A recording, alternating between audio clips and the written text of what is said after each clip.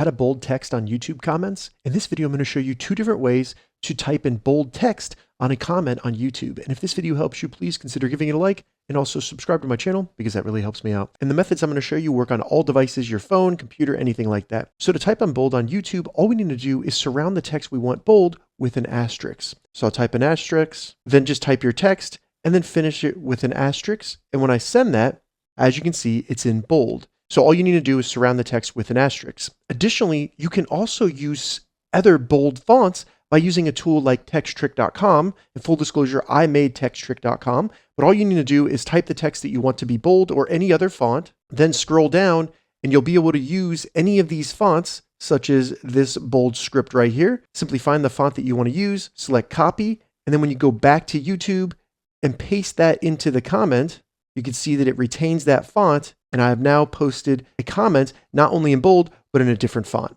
If this video helped you, give it a thumbs up, and please consider subscribing to my channel.